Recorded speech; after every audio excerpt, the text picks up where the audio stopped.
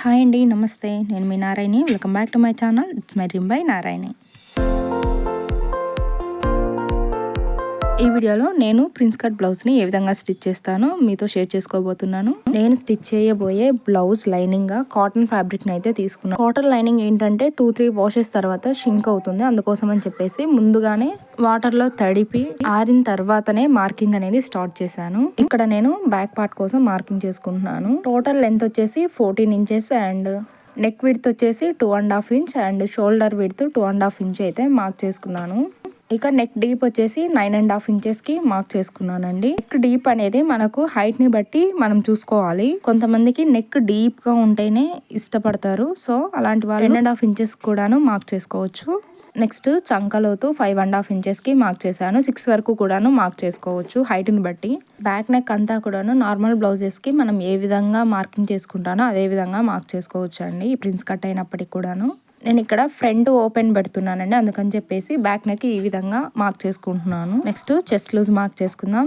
Chest loose for example 32 ఉందనుకోండి, దాన్ని by 4 చేయాలి, అంటే 8 వస్తుంది. 8కి మార్క్ చేసుకొని ఖర్చు కోసం 1.5 ఇంచ్ ఎక్స్ట్రా అయితే మార్క్ చేసుకోవాలి. ఇదే విధంగా హిప్ దగ్గర కూడాను మార్క్ చేసుకొని టక్స్ల కోసం మార్క్ చేసుకోవాలండి. నెక్స్ట్ ఆర్మ్ రౌండ్ అయితే తీసేసుకుంటున్నాను. నెక్స్ట్ హ్యాండ్ పార్ట్ అయితే కట్ చేసుకుందాం. యాక్చువల్గా శారీలో బ్లౌజ్ పీస్ ఇదనమాట. నాకు బ్లౌజ్ అంతా నచ్చలేదు, ఓన్లీ హ్యాండ్స్ ఒక్కటే అటాచ్ చేసుకుంటున్నాను. హ్యాండ్ పార్ట్ కోసం ఇక్కడ లెంత్ తక్కువైందని చెప్పి పైన పార్ట్ని కట్ చేసి కింది వైపున అటాచ్ చేసి స్లీవ్స్ కోసం అయితే యూస్ చేయాలనుకున్నాను. Front part and back part కోసం ఆల్రెడీ బార్డర్ కలర్లో బ్లౌజ్ పీస్ని అయితే పర్చేస్ చేశాను. ఈ పీస్ వచ్చేసి నాకు మీటర్ 200 అయితే పడిందండి. ఇక్కడ మనం ఫ్రంట్ పార్ట్ ఓపెన్ పెడుతున్నాం కాబట్టి సో ఫ్రంట్ పార్ట్ని క్రాస్గా అయినా కట్ చేసుకోవచ్చు, లేదంటే స్ట్రైట్గా అయినా కూడాను కట్ చేసుకోవచ్చు. ఇక్కడ నేను క్రాస్గా కట్ చేస్తే ఎక్కువ పీస్ వేస్ట్ అయిపోతుందేమో అని చెప్పేసి స్ట్రైట్గా అయితే కట్ చేస్తున్నాను. ప్రిన్స్ కట్ కోసం ఓన్లీ మార్కింగ్ చేసుకున్నాను, కట్ అయితే చేయలేదు. స్టిచ్ చేసేటప్పుడు కట్ చేస్తాను. ఫస్ట్ అయితే స్లీవ్స్ కోసం బార్డర్స్ 2 కూడాను అటాచ్ చేసుకుంటున్నాను.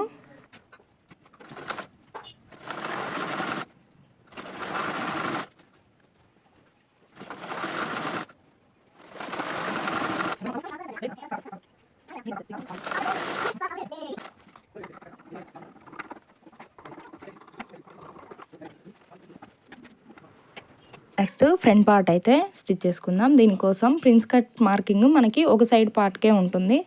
సో రెండో సైడ్ లైనింగ్కి కూడాను మార్క్ చేసుకోవాలి. వీడియోలో చూపిస్తున్న విధంగా ఒక పీస్ మీద ఇంకో పీస్ ప్లేస్ చేసి ఇలా రఫ్ చేయండి చేత్తో. మార్కింగ్ అనేది పడిపోతుంది. మనకు కనిపించడం కోసం మార్కర్తో మళ్ళీ ఒకసారి మార్క్ చేసుకోవాలి. ఇప్పుడైతే ఫస్ట్ స్టిచ్చింగ్ స్టార్ట్ చేద్దాం. ఫస్ట్ స్టిచ్ చేసిన తర్వాతే కట్ చేస్తాను, ఒకసారి వీడియోలో చూడండి.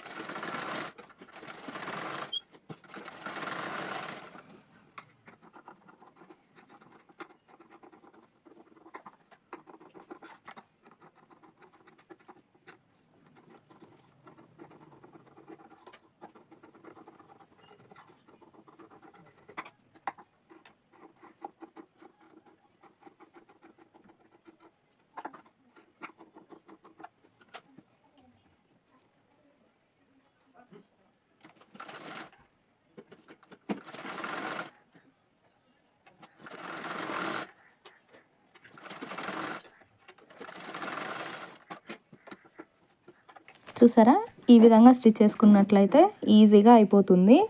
ఆఫ్టర్ బ్లౌజ్ స్టిచ్చింగ్ అయితే ఈ విధంగా ఉంది బ్లౌజు. హ్యాండ్స్ చూడండి, ఎక్కడా కూడా మనకి అటాచ్ చేసినట్లయితే అనిపించడం లేదు.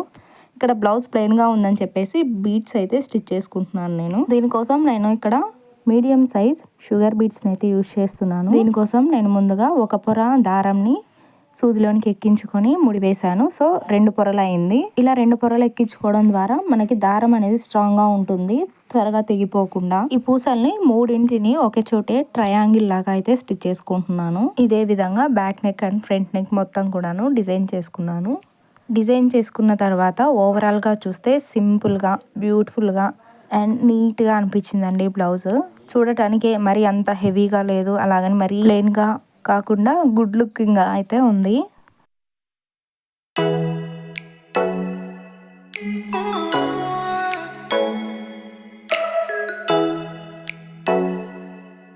Oh